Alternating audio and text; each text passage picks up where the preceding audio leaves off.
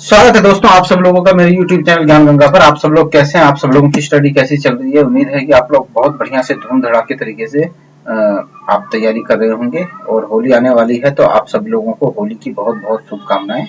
और दोस्तों आप लोगों को मेरा वीडियो अच्छा लगता है तो आप लाइक कीजिए, शेयर कीजिए और ज्यादा से ज्यादा मेरे सब्सक्राइबर बढ़ाइए ताकि मैं और मोटिवेट होकर आप लोगों के लिए बढ़िया बढ़िया वीडियो बनाता रहूं। एक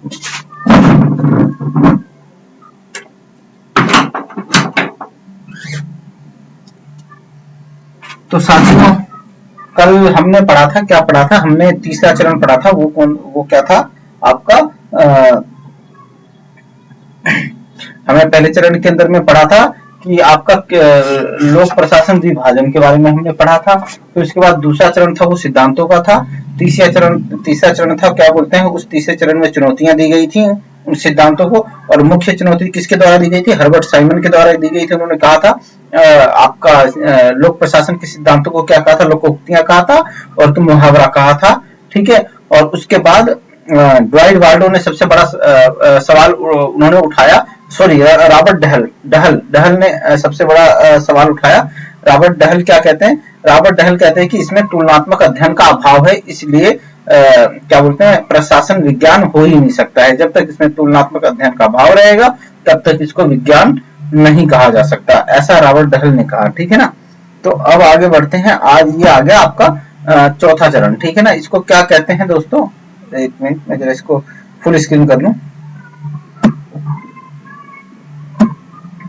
ये इस आपका इस चरण में से ही दो एक क्वेश्चन पूछ लिए जाते हैं, तो आप थोड़ा सा इसको ध्यान से करिएगा। मैं इसको बहुत अच्छे से आप सब लोगों को क्लियर करने की कोशिश करूंगा। ठीक है ना। क्या है चौथा चरण? ठीक है ना। चौथा चरण है क्या? पहचान का संकट। यह है 1948 से लेकर 1970 तक का टाइम है इसका। ठीक है ना। तो याद रखना। ठीक है ना। अब ये पहचान का संकट क्यों कहा गया? क्योंकि तृतीय चरण के अंदर में क्या हो गया था कि भाई इसको चुनौती दे दी गई। क्या दे दी गई? जो आपका इन्होंने राजनीति और प्रशासन को अलग किया था, दोनों को अलग अलग विज्ञान कहा था। फिर कुछ उसके समर्थन में आपका प्रशासन के एक विज्ञान है, इसके समर्थन में कुछ सिद्धांत दिए गए।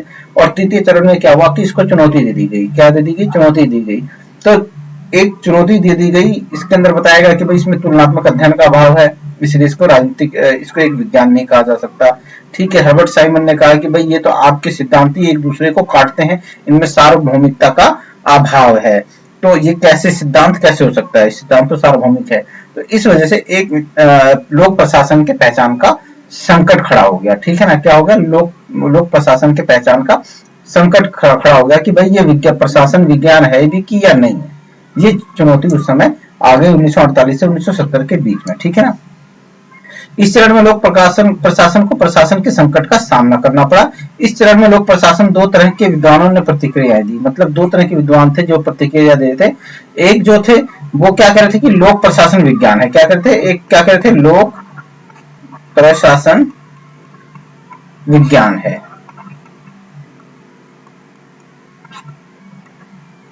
ठीक है। ठीक है। और ये क्या कहते हैं? राजनीति से अलग है। ये क्या है? राजनीति से अलग है। ठीक है ना। क्या ये?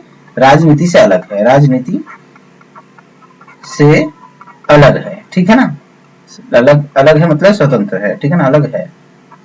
ठीक है। और दूसरे कौन थे? दूसरे क्या कह रहे थे कि प्रशासन जो है आपका राजनीति का ही एक हिस्सा है। क्या है? तो ये क्या बोलते हैं? प्रशासन राजनीति विज्ञान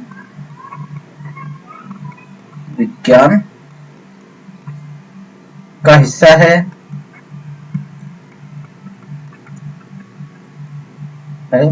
या विज्ञान का ही एक भाग है। ठीक है ना। या विज्ञान का, राजनीतिक विज्ञान का ही, ठीक है ना, राजनीतिक विज्ञान का एक भाग का हिस्सा है। ठीक है ना। राजनीतिक विज्ञान का भाग। ठीक है। तो ऐसे दो लोग हो गए जो क्या कहते थे? पहले तरह के लोग क्या, पहले कुछ विद्वान कहते थे कि भाई लोक प्रशासन एक विज्ञान है और ये राजनीति से अलग है, मतलब राजनीति अलग विज्ञान है और आपका प्रशासन का विज्ञान अलग विज्ञान है। और कुछ ऐसे थे जो कहते थे भाई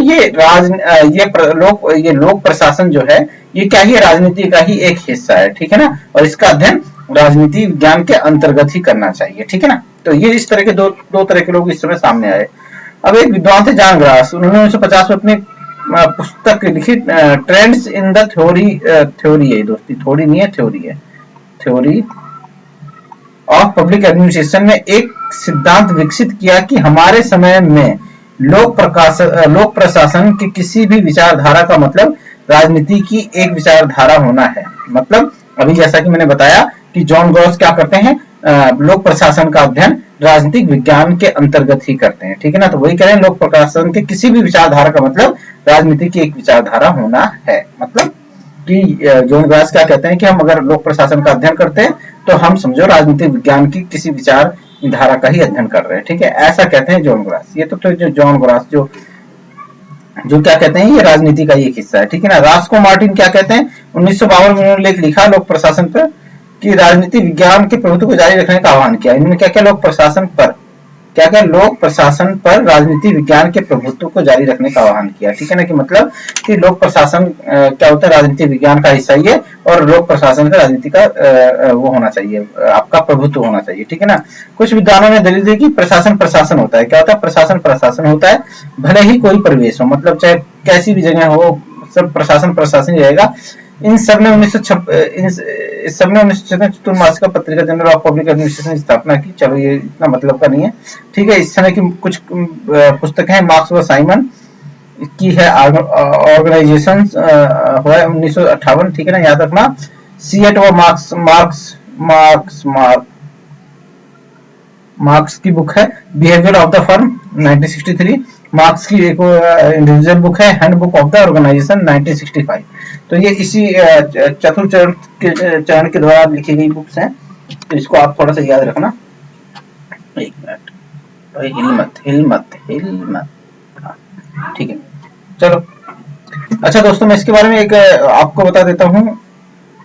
फ्रेडरिक रिक्स,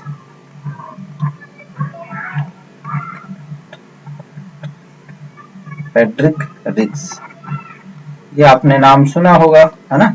ये क्या थे, ये आपका चीन मूल के थे। क्या चीन मूल के अमेरिकी दार्शनिक थे। क्या थे, अमेरिकी दार्शनिक, ठीक है ना, अमेरिकी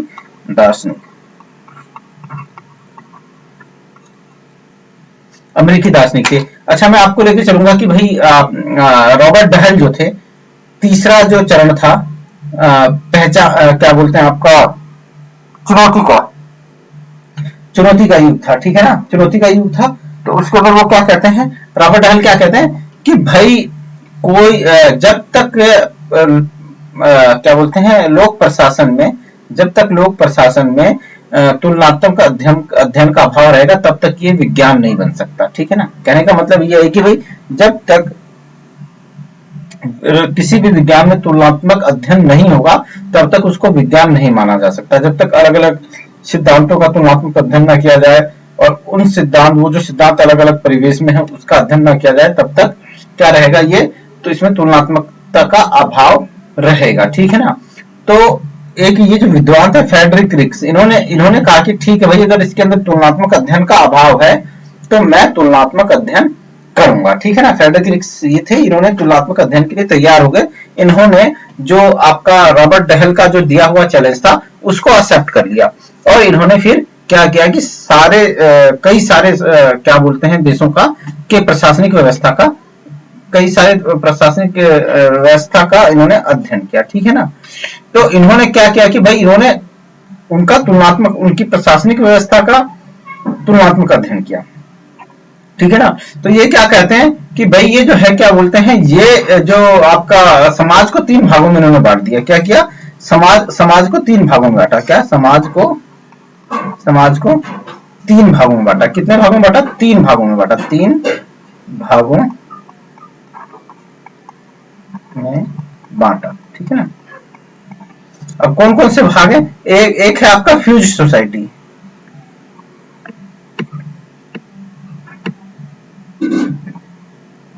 फ्यूज्ड समाज या फ्यूज्ड सोसाइटी, ठीक है ना, फ्यूज्ड समाज,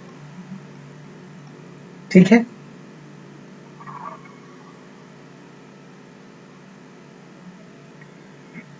दूसरा इन्होंने जो बांटा वो बांटा आपका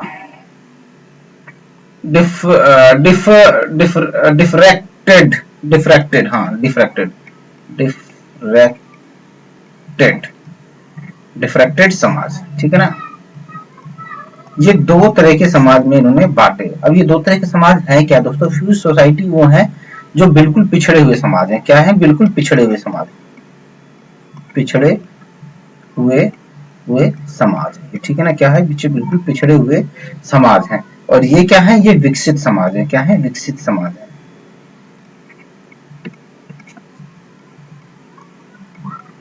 अब ये पिछड़े हुए समाज कौन होते हैं?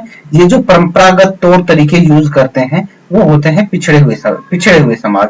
मतलब वही जो पुराना रीति रिवाज और परंपराएं चली आ रही है उनके साथ जुड़े होते हैं ये, ठीक है। इनमें आधुनिकता का और विकास का अभाव होता है। ये होते हैं फ्यूज समाज। और आपका विकसित समाज जो होते हैं, डिफरेक्टेड समाज जो होते हैं, वो क्या होते हैं? उनके अंदर आधुनिकतापन होता है उसके अंदर, ठीक है ना। तो वो क्या होते हैं कि वो आपका विकसित समाज होते हैं, ठीक है ना। एक इन्होंने फ्यूज समाज का वर्णन किया, डिफरेक्टेड सोसाइटी का इन्होंने वर्णन किया। एक तीसरे तरह का समाज जो हम ये बीच में बताते हैं, ठीक है ना, तीसरे तरह का समाज वो कौन सा है भाई? वो है आपका क्या होता है? Prismatic society. क्या? प्रिज्मेटिक समाज। क्या है ये? प्रिज्मेटिक समाज। अब प्रिज्मेटिक समाज क्या है दोस्तों? तो ये जो समाज है इसमें पिछड़े हुए समाज और विकसित समाज इन दोनों के गुण पाए जाते हैं। क्या? इन दोनों के ही गुण पाए जाते हैं। ये होता है आपका प्रिज्मेटिक सोसाइटी, ठीक है ना। ये होता है, ठीक है ना। ये इसके अंदर क्या बोलते हैं आपका पिछड़ा हुआ समाज जो फ्यूज समाज है उसका भी इसके अंदर पाया जाएगा गुण, और जो डिफ्रेक्टेड समाज है उसका भी गुण इसके अंदर में पाया जाएगा, ठीक है ना। अब देखो दोस्तों क्या होता है कि फ्रेडरिक्स क्या कहते हैं कि भाई ये विकासशील होते हैं। ये क्या होते हैं? विकासशील होते हैं, विकासशील, ठीक है ना। तो ये होते हैं विकासशील होते हैं, ठीक है ना। अब देखो फ्रेडरिक रिक्स क्या बोलते हैं, रिक्स क्या कहते हैं? ये तो हो गया आपका पिछड़ा हुआ समाज, ठीक है ना, अविकसित। ये हो गया विकसित, और ये क्या है? विकासशील है दोस्तों। ये क्या है? विकासशील है। अब रिक्स एक बात कहते हैं कि भाई जो विकासशील देश होते हैं ना, ठीक है ना, यहां पर ये बात आप ध्यान से सुनिएगा कि विकासशील देशों का प्रशासन वहां की आपका राजनीतिक, सामाजिक, सांस्कृतिक और आर्थिक परिवेश को प्रभावित करता है। एक बार फिर ध्यान से सुनिएगा क्या कहते हैं रिक्स कि विकासशील देशों का प्रशासन, ठीक है ना, प्रिज्मेटिक समाज जो है इसको साला मॉडल कहा इन्होंने। क्या कहा? साला मॉडल, ठीक है ना। क्या कहा इसको? साला मॉडल। इसको भी याद रखना, साला मॉडल, ठीक है ना। क्वेश्चन सीधे बन के आएगा कि भाई साला मॉडल किसने दिया, ठीक है ना, किसने दिया। या दूसरा क्वेश्चन आएगा कि प्रिज्मेटिक सोसाइटी के बारे में किसने कहा, ठीक है ना। तो फ्रेडरिक्स याद रखना है। और ये सवाल पूछ सकता है कि निम्नलिखित में से कौन सी विशेषता फ्यूज्ड समाज की नहीं है, या ये आ सकता है सवाल कि निम्नलिखित में से कौन सी विशेषता डिफरेक्टेड समाज की नहीं है। तो इस तरह से इसमें इस वाले में क्वेश्चन बनने के चांस बहुत ज्यादा है, ठीक है ना। तो आप ये चीज ध्यान रखिएगा। अब सुनिए क्या कहता है रिक्स ने। जब इन सबका तुलनात्मक अध्ययन किया, इसने तीन तरह के समाज बताए, फ्यूज समाज, डिफरेक्टेड समाज और प्रिज्मेटिक समाज। प्रिज्मेटिक समाज जो है उसकी इसने क्या बोलते हैं, क्या बताया कि भाई इसमें फ्यूज्ड और आपका डिफरेक्टेड दोनों की विशेषताएं, दोनों के गुण होते हैं। अब रिक्स क्या कहते हैं कि किसी विकासशील देश की प्रशासनिक व्यवस्था जो है वहां की राजनीतिक, सामाजिक, आर्थिक और सांस्कृतिक परिवेश को प्रभावित करती है। मतलब जो आपका प्रशासन है, विकासशील देशों का प्रशासन वहां की सामाजिक, राजनीतिक, आर्थिक और सांस्कृतिक उस परिवेश को प्रभावित करता है। एक बात।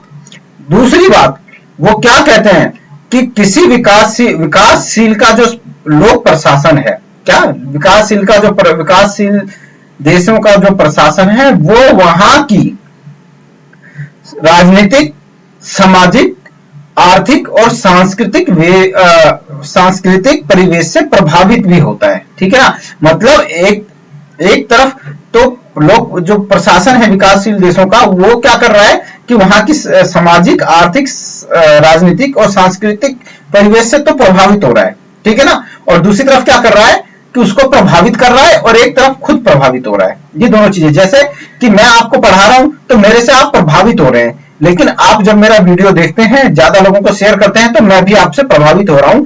तो वही चीज यहाँ पे फ्रेडरिक्स कह रहे हैं कि विकासशील देशों का जो प्रशासन है वो वहां की सामाजिक, राजनीतिक, आर्थिक और सांस्कृतिक परिवेश से प्रभावित हो रहा है, और विकासशील देशों में जो प्रशासन है वो वहां की क्या बोलते हैं, वहां की राजनीतिक, सामाजिक, आर्थिक और सांस्कृतिक परिवेश से प्रभावित हो रहा है और उनको प्रभावित भी कर रहा है। रिक्स ये कहते हैं।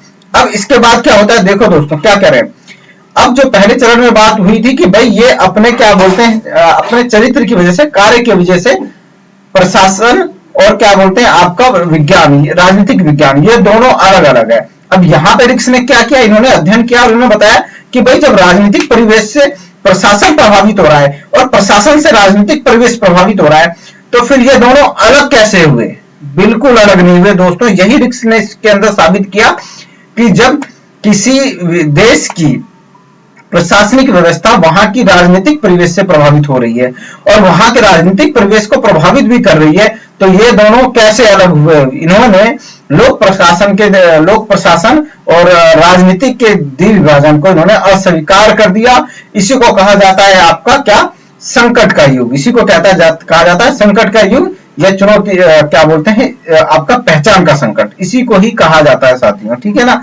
तो मैंने आपको बहुत अच्छे से ये चीज क्लियर की। अब उसके बाद क्या है, इन दोनों ही मामलों में लोक प्रशासन ने अपनी अलग पहचान, भिन्नता खो दिया दोस्तों। क्या हुआ, अब राजनीतिक इस अध्ययन के बाद, इस तुलनात्मक अध्ययन के बाद जो रिक्स ने प्रस्तुत किया है, उसके बाद लोक प्रशासन पे अलग पहचान को लेके सवालिया निशान खड़े हो गए और उसने अपनी अलग जो पहचान थी उसको खो दिया। इसको राजनीति के विशाल क्षेत्र में घुल मिल जाना पड़ा, प्रशासन को राजनीति के विशाल क्षेत्र में घुल मिल जाना पड़ा। इसलिए लोक प्रशासन के उद्भव के इस चरण को पहचान का संकट कहा जाता है मेरे साथियों, ठीक है ना। तो मैंने आपको बहुत अच्छे से क्लियर किया, आप लोगों को समझ में आ गया होगा। आप लोगों से रिक्वेस्ट है कि अगर आप लोगों को समझ में आया तो आप लोग प्लीज इस चीज को कमेंट कीजिएगा। थोड़ा सा टेक्निकल है, समझने में आप लोगों को हो सकता है डिफिकल्टी हो, लेकिन आगे इससे भी अच्छे मजेदार कॉन्सेप्ट आने वाले हैं। ये तो बस शुरुआत है, आप ध्यान से समझेंगे, पढ़ेंगे तो आपको बहुत मजा आने वाला है, ठीक है। तो दोस्तों अभी के लिए इतना ही। अभी एक चरण और रह रहा है, एक चरण में कल करवाऊंगा, तो इसके बाद मैं आप लोगों के लिए बढ़िया सा क्विज लेके आऊंगा। आप सब लोग उस क्विज को कीजिएगा तो आप लोगों को पता हो जाएगा, आप लोग मूल्यांकन कर पाएंगे कि आप लोगों को कितना नॉलेज हुआ है, कितना हुआ है। तो साथियों, आप लोगों को मेरा वीडियो पसंद आया हो, अच्छा लगा हो, तो आप लोग ज्यादा से ज्यादा लोगों को शेयर कीजिए। अभी के लिए इतना ही। जय हिंद, गुड नाइट।